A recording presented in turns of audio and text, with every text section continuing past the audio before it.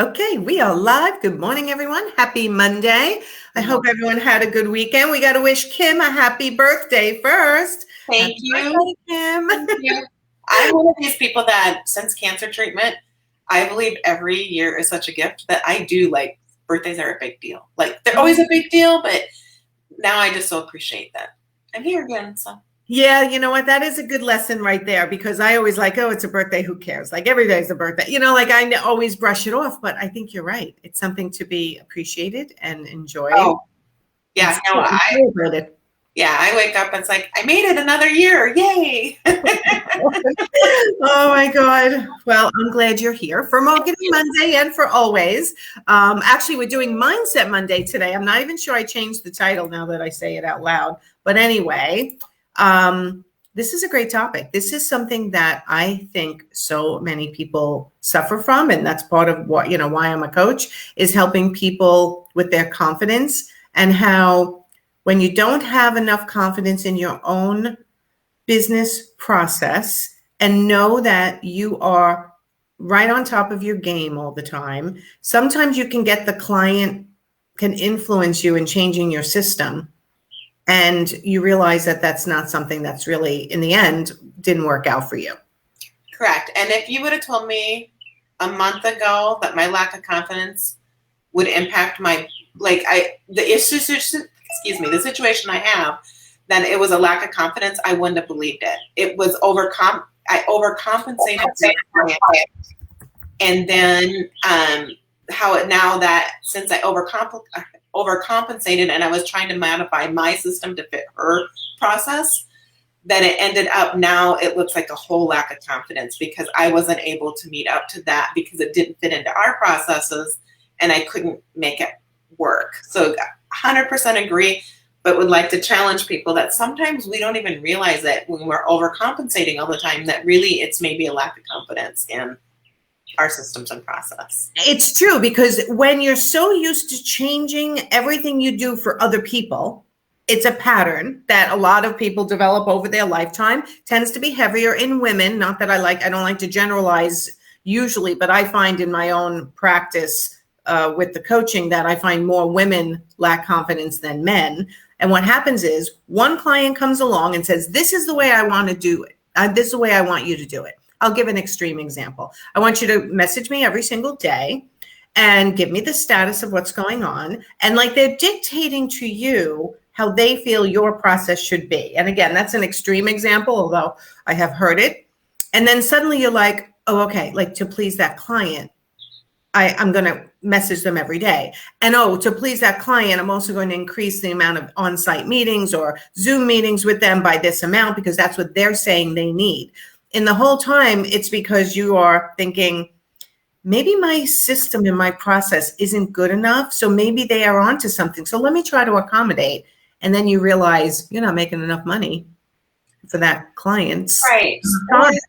Or in our instance, we came across unprofessional because we couldn't meet the deadlines because not being in the system. So it required learning a new software program, which was Photoshop, which is a big software program to learn. Oh my God. Yeah, that's huge. And so here I am taking crash courses in Photoshop. And so I'm not meeting the deadlines for the content.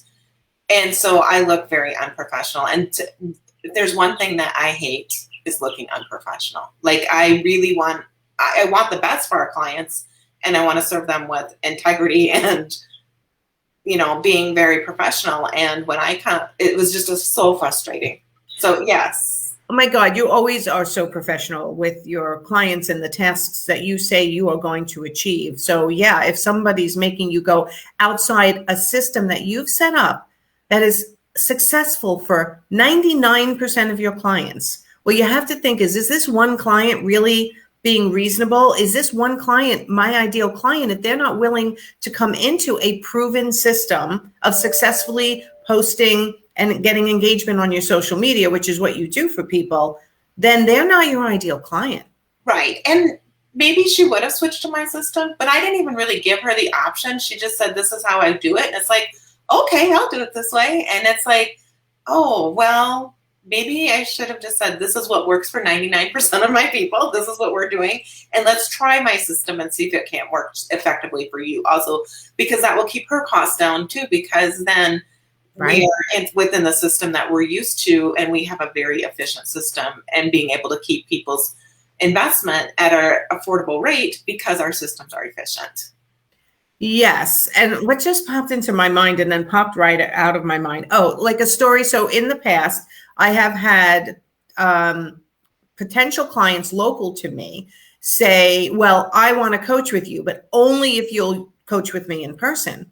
And I'm like, I don't do that, because I know that coaching someone in person, I don't mean a presentation and on stage and doing, that type of thing, but one-on-one, what happens is they'll get to me early, they're waiting, then I coach with them, then there's the chat afterwards, and then there's the, let's go get a cup of coffee, and it extends. And one of the things I teach is time management.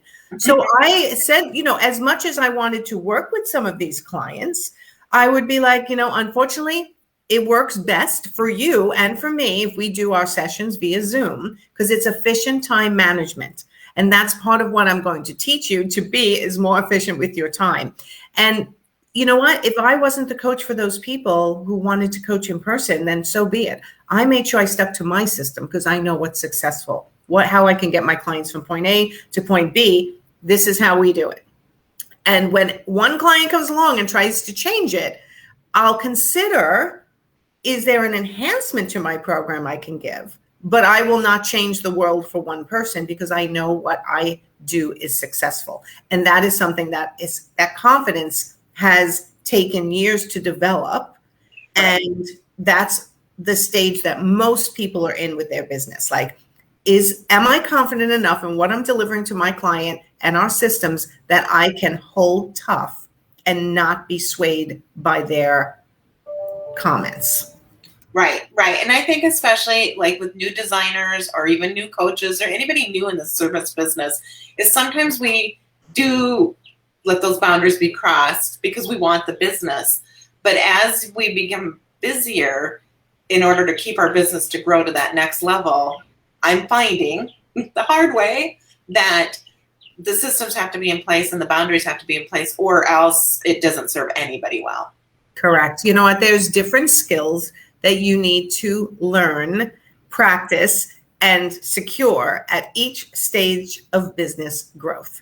Right. So I coach newer designers and coaches, but I also coach very seasoned coach consultants and designers, because there's new skills that they're learning when they're getting bigger and making more money and handling more clients, and they're getting pushback on certain things. And sometimes they need to just bounce things off of someone, right? So that's why I said to you, like, you should have called me, right? Right. Well, and when you think about it, it's kind of like when we have a business, we're birthing a baby, and we don't treat our teenagers the same way we do our toddlers, and we have different challenges. And so I like that you can grow across all age spectrums. Oh my God. Yeah. And I'm actually reading a great book. There was, I'll pull it up because I think it's very helpful if you're a business owner who's dealing with different generations. There was a presentation for the IDS, Interior Design Society National Conference I got to pull up my Audible. Give me 1 second. His name is Hayden, Haydn, Shaw, SHAW, and he wrote a book called Sticking Points. And it's about how does it? It's starting to play because I just want to look at the title. I don't want to play the thing. It is how to get 4 generations working together in the 12 places they come apart. Oh. And it's all about the differences in the generations. Now, I don't know if the client who was asking you to do things in a different way was a different generation, but if they were, and we all know we're dealing with people, not only our own generation, which we can understand easily, but when you're dealing with clients or employees of different generations, this book called Sticking Points by Hayden, Haydn, Shaw, is so fascinating. Like, interesting. Crazy the way different generations need service, the way they communicate, the way they respect or don't respect, their dress codes, the way they want to present publicly, the way they hire people, all different depending on the generations. And right now we're living in a time where there's 4 generations in the workforce, and there's actually 5 generations alive, because above us are the traditionalists, like my father, right? Right.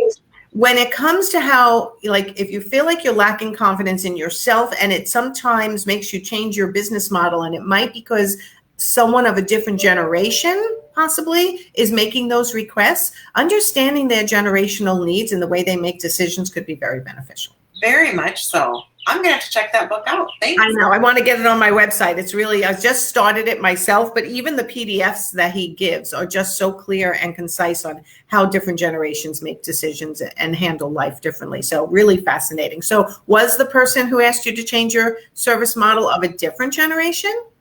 Not necessarily, nope, not a different generation, but just a different professionalism within her industry. So yeah, and so that too is you react differently than that. And she was one, a lot of the designers that come to me come through you, and so they know your process, which I think our processes meld very well together.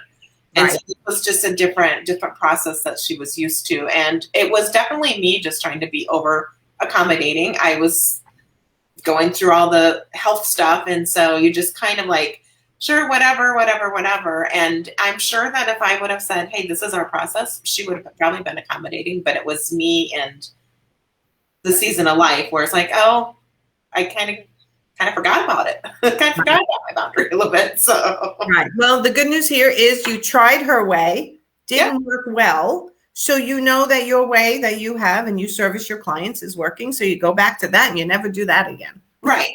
And that's a lesson for all of us, is don't we kind of learn from others sometimes? Or sometimes I find it great comfort knowing like, oh, I'm not the only one that does that. And so hopefully today people are encouraged that, one, believe in your systems and have the confidence to just do what you know works. And if you get derailed, well, we can self-correct. We can get back on the train track. So yeah, I don't know one business owner that doesn't get derailed once in a while. It's part of doing business, right? Right. But sometimes online, we all see Facebook friendly, perfect. Everything's perfect. There's nothing bad going on in the background. Oh my God. Don't we wish that was always true? Right. Definitely.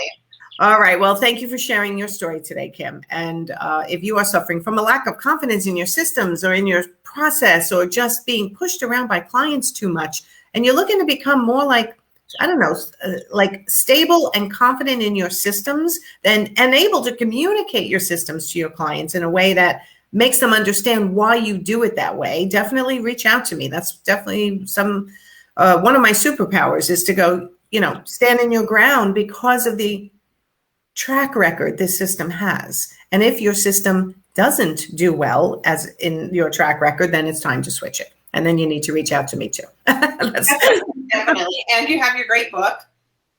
Yes, there's my book. Now Audible. Oh yes, Respond with Confidence. Let me grab the book. Oh wait, I have one right here because they're all over my office. Getting ready to mail out a few more. Respond with Confidence. If you are suffering from a lack of confidence, communication, issues that are rearing their ugly head over and over again. I wrote this very simple book, but people who are reading it, they're like, oh my God, this is speaking right to me. Simple, direct, back to basics on your communicating. So reach out. It's on Audible now, which is exciting. It's not by me though. It wasn't my voice. Sorry guys. I knew I couldn't get it done. So we did hire a voiceover actress, which she did a great job, I think. So yes. I'll put that link in there. I read it, and people do, even if you're not a business owner, there were such great tips in there to just help you. Thank you. Thank you. I have a lot of people reaching out and saying, I want to give it to my children. I want to give it to my staff. I want things like that. It's just good, solid reminders. I gifted it to my team members, and they have had some positive responses and feedback like, oh my goodness. And yes. Excellent. Thank you. All right. So everyone go have a great Monday. We'll see you next Monday for Marketing Monday. And I'll see you tomorrow for Money Talk Tuesday. So thanks, Kim, and happy birthday again. Thank you. Talk to everyone soon. Bye.